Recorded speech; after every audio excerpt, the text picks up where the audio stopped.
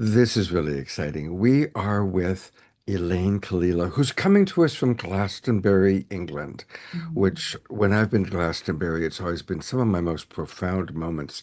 And I'm sure this is true for many of you who've had the good fortune to be there. So welcome to our program again. It's always a pleasure to have you with Mhm. us. And of course, tell us, what does Mary Magdalene mean to you? And is there Mhm. anything, as you carry the Glastonbury energy to us, that you'd like to share? Yeah. Wow. Well, what an honor to be here. Thank you for the invitation, Scott. And Glastonbury is one of my favorite places on the planet, also known as Avalon, where the veils, the mists part, and it's an incredibly powerful land here. And I've been coming here every year for the last 15 years. I'm originally from the UK. I now live in the US, but has to be one of my top places on the planet. And this place really holds the energy of Mary Magdalene for me. Obviously, there are many spots on the planet, including obviously France and Scotland, which I'm about to go to, by the way. I'm leaving tomorrow on a pilgrimage to Scotland. But there's this power that's in the land here. And there are two springs that run through Glastonbury. One's called the Red Spring, and it's the home of the mother. And it literally comes out of the earth as red iron oxide, and everything around it turns red. And right next door is the White Spring, which is understood to be the masculine energy, the Christ energy, if you will, the Magdalene and the Christ. And the two ley lines that run through Glastonbury are known as the Michael and Mary ley lines, and they actually run from deep, deep south in Cornwall all the way up through Somerset over to East Anglia. So it's a power spot, right? So 15 years ago, I was here on a personal pilgrimage at that time, and I was staying in the Chalice Well Gardens, which is an incredibly sacred space where they tend the waters. And, if we think back through history, or what I should call her story, there have always been the Grail Maidens, the Chalice Maidens, the ones who were the priestesses of the waters, right? The priestesses who tended the waters to keep them sweet, and waters we understand to carry our prayers and our blessings, to amplify that onto the planet, but also where we come to receive healing, right? We think about the healing waters all over the world where people come for miracles. Mm. So that is what the Chalice Well Gardens are. Well, I had my own miracle happen at the Chalice Well Gardens. I was up one morning very, very early, around, I don't know, 5 a.m. It was just, the light was just coming up, and the birds were singing in this way that they do in the English countryside that's just sublime. And I Mm. was sitting right where the wellhead is, and it's got a beautiful sacred geometry of a Vesica Pisces on the well lid. And I was in meditation, and I had my eyes closed, and I was just in a deep reverie.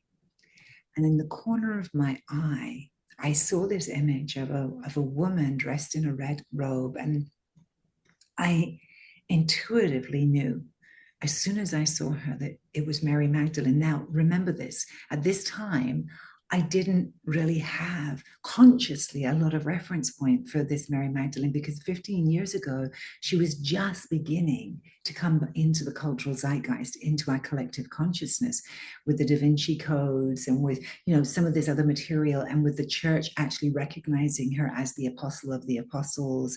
So before that, she had been really, really hidden, right? And so I didn't question it at all, because I knew better than to get into my mind.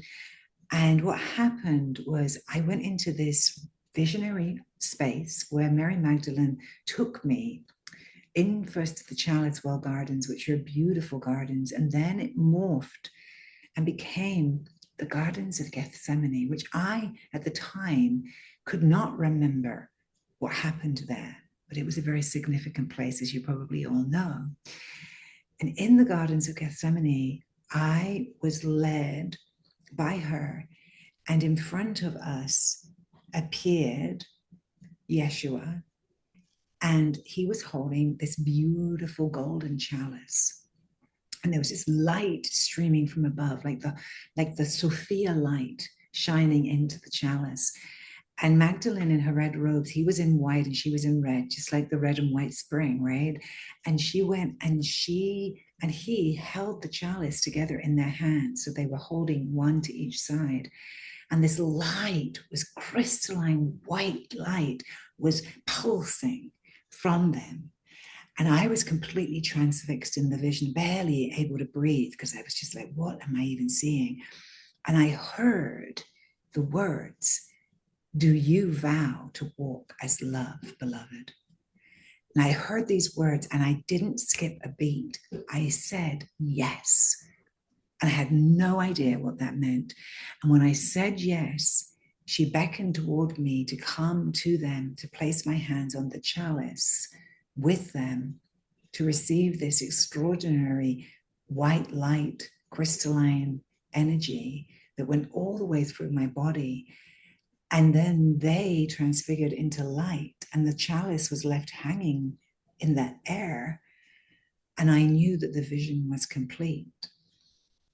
And I was sitting at the Chalice Well Gardens, as you now again, and I was weeping, Scott. It was like I was shaking, and all the Kundalini energy in my body was shaking, and I was weeping, and I knew that something had been enacted that I had no idea what it meant in the world of form. And a sister came around the corner, and she came and she sat with me in emptiness and just anointed me with the holy oil. And she happened to have the oil of rose on her. And so she anointed my heart and she anointed my third eye. And I sat there for a very long time without being able to speak a word. And what happened from that vision onward really has been the last 15 years, a deep and profound exploration of what it means to walk as love. And I can tell you that that has been one of the biggest initiations of my life, to say yes to walking as love, because what I didn't realize, and I have only found out through the practice of it, is that really when you vow to walk as love, you're vowing to come into a process of deep self contemplation and reflection as to what love actually is, and when you are coming from love and when you are not. And what I can tell you is, much to my complete horror, what I discovered in true contemplation was just how unloving I was. Oh, well, Yeah. first of all, what a beautiful, beautiful story. Yeah. And I'm so grateful to learn that about you. Mm-hmm. Um, and let's just stay with that for a moment then. So you, of Mm. course, after making that beautiful vow Yeah. and then, we see how perfectly human we are, which Right. includes the judgments. And I had a similar experience in my life where I kind of woke up to how judgmental I was, so I get that one. Yeah. Um, Tell us more about what your path of Mm. walking in love, how does that apply? How do you do that in practical application? Yeah. Well, after this encounter with Mary Magdalene, you can imagine, I started to go on a quest to really discover who she was and what she had been teaching and why was she coming to me. And, I went on this extraordinary pilgrimage, that took me back down through into France, that took me over to Egypt, that took me to Israel, that took me all over the place, really looking, and here in the UK too, really looking for where had she been walking and teaching, and what was the gospel, what was the true teachings of Mary Magdalene and Yeshua. And I really believe that they were a mystery school, they were not a religion, that they were actually teaching us how to become what they call fully human, awakened humans. And they had a word for it in the Gnostic lexicon, which is to become fully anthropos. When you become anthropos, you really embody this awakened human who has remembered that they are human and divine, and that this marriage between divinity and humanity has taken place within you, so that you are no longer walking in the forgetting of who you are, but walking in the remembrance of who you are. They have another beautiful word that's Latin, that's called anamnesis. And anamnesis means to remember the truth of who we are as divine beings. Now, this is where we get into the story of what has happened, which is I truly believe that the teachings of Mary Magdalene and Yeshua, because they taught together, by the way, she was not his disciple. They were co-partners. They were a bonded pair. I believe they were married. I believe that they did have offspring. That's a whole nother conversation. But they were seeding this way of love 2,000 years ago. And at the heart of it is the remembrance that we are not born evil, that we are not born sinners, which is what the Christian church later made the creed of, right? That's their dogma, is that we have to redeem ourselves, and we can only go to heaven if we redeem ourselves through Jesus Christ, through a priest, and that's the only way we reach heaven. Well, I really believe that the way of love says, no, the Garden of Eden lives here. Yes. We are already divine. We've just forgotten it. And that is really the myth at the center of early Christianity, is the divine Sophia myth, right? That was the myth. The mystery schools of ancient Greece were into this myth of Sophia, the Pistis Sophia. And this was at the same time, this idea that we've been separated from our divine nature when we come into form, and that by dearth of that, we forget who we are, and that our lives are spent remembering. And the way that we remember is through our humanity. It's not through negating our humanity and trying to get to our divinity, which is what we're told by the church. We're meant to transcend our evil, ignorant humanness, right? And access the God, right? No, it's actually something profoundly more beautiful, which is the act of being human is profoundly vulnerable, profoundly flawed, profoundly imperfect. And every single day we have a choice about who we choose to be. And that choice is yours alone. There is no dogma that can, the 10 Commandments, who cares? No, it's about you knowing in your heart whether you are coming from love or not. And in order for us to do that, we have to first love ourselves, which means loving all the parts of ourselves that are judgmental and hateful, that project, that blame, that are envious, that are jealous, that are rageful, that are unkind, that are selfish, you name it. All those parts, instead of being punished for being that, the way of love would say through Magdalene, my darling, your job is to love those parts of yourself. Yes.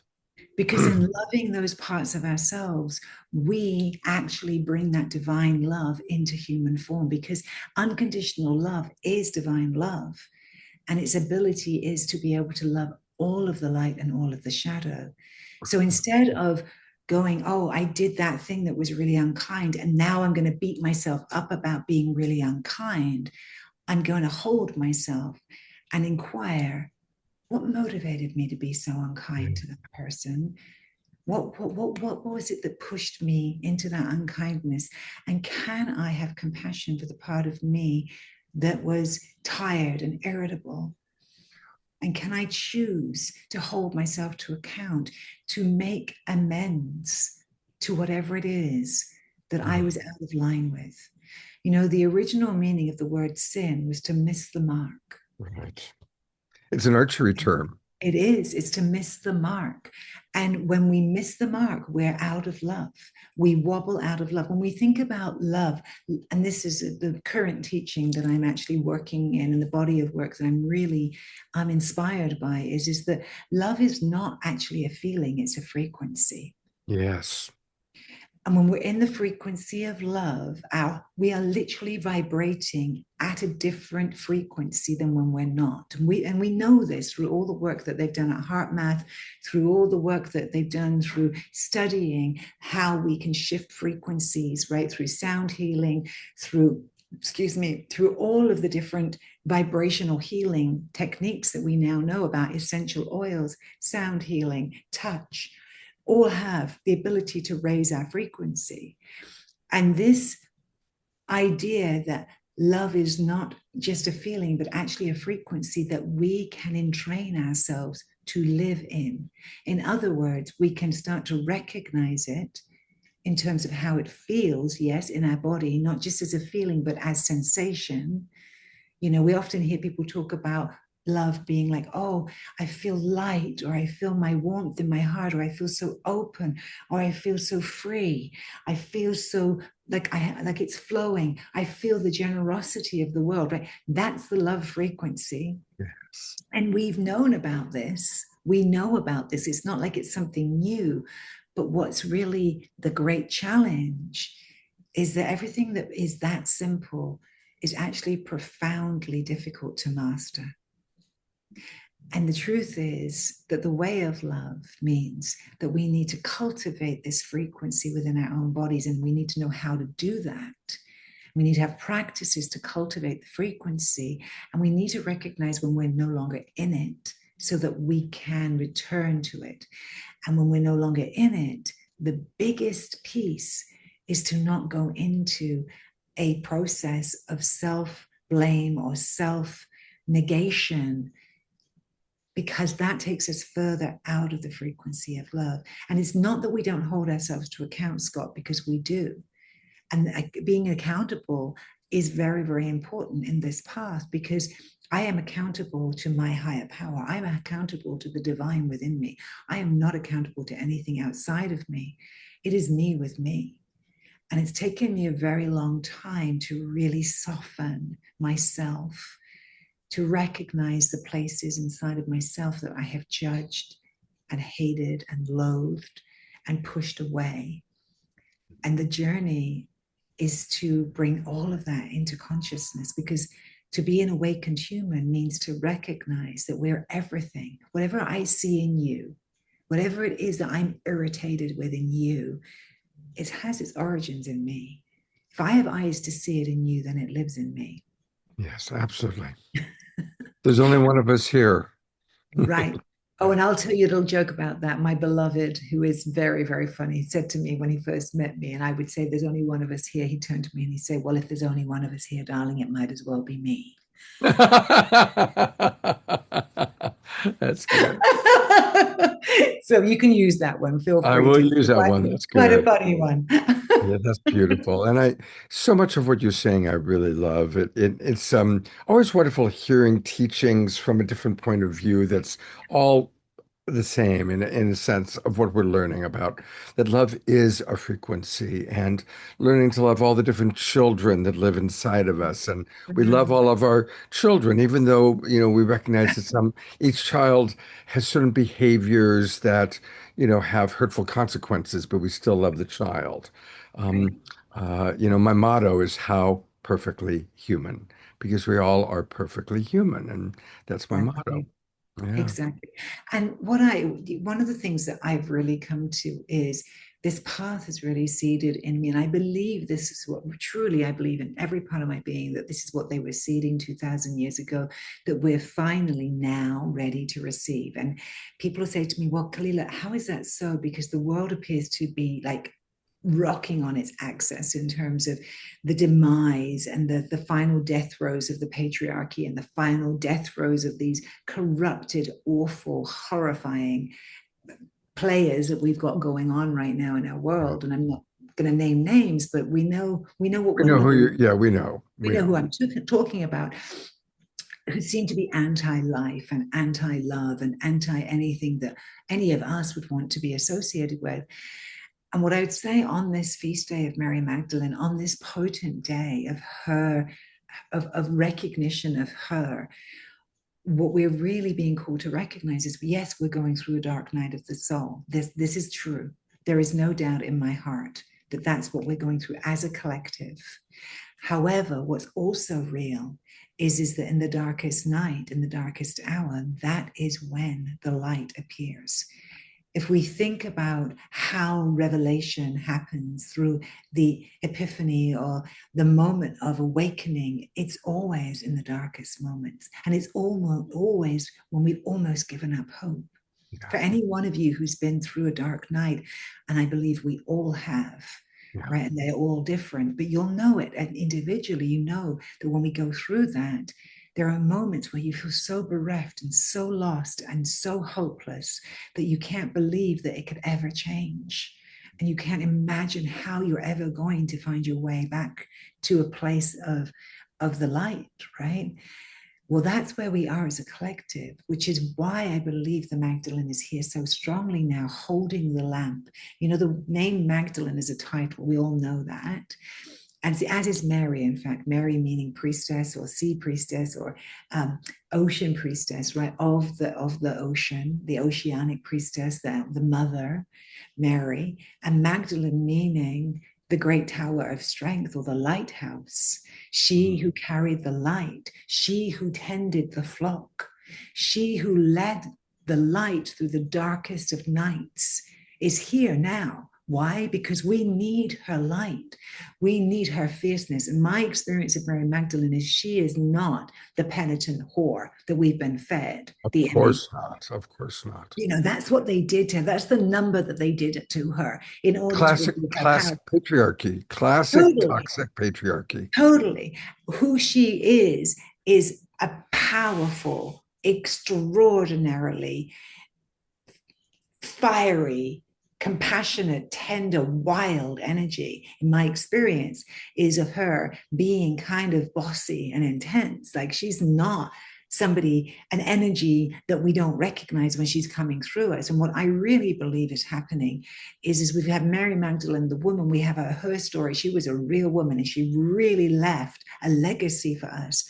But she wasn't just the woman, because Magdalene isn't one woman, just as Christ wasn't one man. To be Christed means to be the anointed one, right? As the Messiah also means the same thing. So there have been many Christed beings. In fact, we are all walking as Christed beings, awakening the Christ light within us. This is the whole thing that we have not been able to access because the church made it heresy, and they murdered millions of us women in the Dark Ages, in the witch hunts, for carrying this knowledge. They murdered all the Cathars who were carrying that holy bloodline of Mary Magdalene's teachings and Yeshua's teachings, right? So everything had to go underground because it wasn't safe for us to be here. But guess what? This is rising within us now. Magdalene is Yes. rising within us now because we are ready. Consciousness is shifting very, very fast now. We are ready to awaken these ancient codes that tell us how to give birth to heaven on earth, how to give birth to a new earth. And we're all in this together. We don't give birth to a new earth by pretending the old one doesn't exist. That is the gift that Mary Magdalene gives us. She was a miraphor, and a miraphor is known as one who tends through anointing and helping those who are passing over pass over. You know, the one story that's present in all the canonical gospels, Matthew, Mark, Luke, and John, right? There's many more gospels out there, my darlings, that are the apocryphal Right. ones. The But the Gospel of four, Thomas, the right, Gospel. Philip, the Gospel of Mary, all of the rest of it. But the four that we know of, Matthew, Mark, Luke, and John, right, that were the canonical agreed upon gospels, there is one story and only one story that appears in all four. And that is the anointing of Yeshua by Magdalene. Not even the nativity is in all four, right? So we have to ask, why would they have kept that story in if it wasn't one of the most important acts and rites of their mystery school? The act of anointment is the act of conferring spirit into the body. It is the kiss of spirit in the body. It is the awakening of the divine self. When Magdalene anointed Jesus of Nazareth, he became Jesus Christ. That is a very, very powerful story. And the reason I'm telling you this is because not only was he not the only Christed one, she was not the only Magdalene. She's the one we know about. But there have been many others who have carried that light, the divine light in the dark. And so we have to ask, what is the Magdalene as a collective? Well, the Magdalene as a collective is a frequency through which we choose to live as love. That is our doctrine. And I say doctrine, not dogma. The doctrine of love is that it lives within inside of you, and the journey to understanding what love is our human life. It's every choice point that we have in every single moment. We can choose love or not. And that is divinely human. There's no other creature on this planet that has that conscious choice. And it is our conscious choice that is our sovereignty, because nobody controls my choices. You can't make me be something that I'm not. That comes from me. And when I am awake and practicing, then I am able to make that choice. And not only am I able to make that choice, I'm able to see when I didn't make that choice. And I'm able to rectify, to re-cohere myself to love. And that's so humbling. And that's the piece that makes us divine humans, is the humility to say, oh, I messed it up again. I'm so sorry I did that. I'm so sorry I spoke that words to you. I'm so sorry. Please forgive me. Thank you. I love you. It's the humility to be imperfect. I honor how the Magdalene lives inside of you and how Mm. you're coming through and teaching in such a beautiful way. I just, I'm so, thank you. Thank you. Mm. What a Mm. beautiful transmission. Mm. And you know, always I like to say that what you're providing is a little homeopathic dose of your medicine. And I want to let our audience know how they can get more of you. So we're going to take a look at a couple of things. Um, Mm. this is her primary website. And boy, well, I want to hear about this. So Oh, well, tell this us is about something. this. Well, this has already happened. This is the Oh, hidden okay. initiation of midlife. So we'll let that go. That's Okay. that pop-up's already happened. But what's there on that website that you were just at, Scott, is if you pull it back up again, is Sure. the two mystery schools that there we go, that I am the dean of, the Priestess Presence, School of the Sacred Arts, and Temple. Okay. And there's two mystery schools within this. One is the study of the 13 faces of the divine feminine, and that's our Quintessia Mystery School. And the other one is our Rosa Mystica Mystery School, which is the study of the divine sent priestess, the path of the Magdalene, the path of the holy anointers. And we have, and then here you are, you've just landed on it. And we have a whole mystery school that's dedicated to the teachings of the Magdalene and the history, or the her story, of the sacred art of anointing. And we go through 13 different temple lineages within that explore in depth this ancient lineage that goes back over 7,000 years. So that's there, as is the Quintessia Mystery School, which is the 13 faces of the divine feminine. And so we are about to be opening up enrollment again in the fall for next year. We open enrollment every year in the month of October for women that want to step in this alongside of it. And this is the Quintessia Mystery School that we're just looking at. Not afraid of the deep, it says. This is the Wow. deep dive into shadow work, into alchemy, into understanding what it is to walk as one who has done the work of remembering our wholeness. And so plunge in if you dare into the depths, it says. So that's what I've been curating for the last 12 years, those two mystery schools, and I've been the dean of that school, and many thousands of women have come through and gotten not just studied with us, but ordained through our programs, and who are now ministers in the world. So that's And our beautiful. beloved mutual friend Eden is co-hosting, so I'm sure she's going to have a lot to share So after Eden after I is play also this. an ordained priestess of the same lineage as I am through the 13 Moon Mystery School. Yeah. There's Yeah. one other thing I really want to make sure people know about because it's something that I think many of our audience members are going to want to participate in. You're Oh, I'm doing a excited. wonderful program with our good friend Stephen Dinan I and am. the Shift Network. So tell us about this, and it starts Well, soon. this starts absolutely August 18th. Registration is still open by now, and actually the early bird is still in place, so you can go ahead and get that. It's called the Magdalene Frequency, and it's becoming a modern day holy woman. And it's actually everything to do with what I was talking about, Scott, around being in the Magdalene Frequency. Like, how do we actually do this? How do we work with our own nervous system, with our own capacity to expand the field of love that we're living in, not just as a one-time thing, but as a a choice of how and who we want to be living as in the world. And so it's an in-depth certification training actually to be able to not just anchor the frequency, but then to bring the frequency into our work, our relationships, wherever we are in the world. And I'm also going to be training you along the way with the art of being a mirror for and sitting with death and dying. So it's a whole energy that we're going to be working in. And it's an 18-week program. It's the longest program I've ever done with the shift. And I'm super, super excited because it's the culmination of many streams and bodies of work coming together that I am now ready to put into the world. So yeah, that's where Beautiful. you'll find me.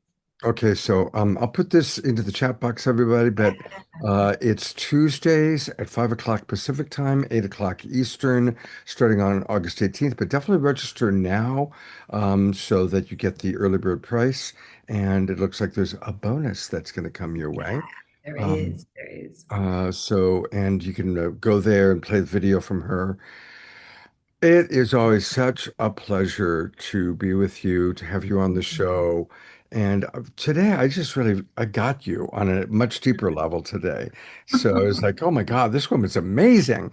So Oh, thank bless you, you. darling. Yeah. Well, thank you, everybody. And I just want to take a moment as we close just to offer a blessing and a prayer because I've been in such a deep pilgrimage space for the last week. I've had 35 women here with me for the week we just completed.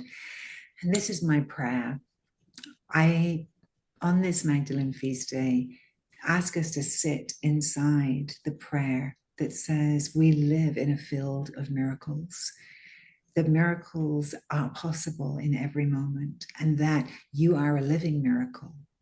And that whatever it is that your tender heart is calling forward as a healing for yourself, for those you love, for the world, today is a day to bless that prayer and to see the miracle is happening already, to call it forward, to understand that miracles is simply our willingness to step out of the mind's sense of the impossible, to open to the miraculous that is all around us in every moment. In every moment, it is possible for something to happen that previously you thought was impossible. And I really want to hold that with you all because we are living in impossible times. We are. I know we seem to be faced with such improbable impossibilities. And I believe that we have to cultivate within ourselves the openness for the miracle to happen. So that's my prayer from the Magdalene today. Magdalene is also known as the great cosmic doorway. Her name also comes from the Persian word magush, which means magician, mag, Ah, magician, right? Miracles ah, and magic are afoot. And what were Yeshua and Magdalene known for? Miracles. yeah. In all of the Gospels, there are the miracles of the fish and the loaves, the miracles of people being healed spontaneously, right? They love seeds a field of miracles. So the Magdalene frequency is about that, becoming the field of love that seeds the miraculous. Blessed be, my loves. Blessed be. Aho, Ashe, Amen. And thank you so much for being with Thank you us. for having me. Thank you for having me.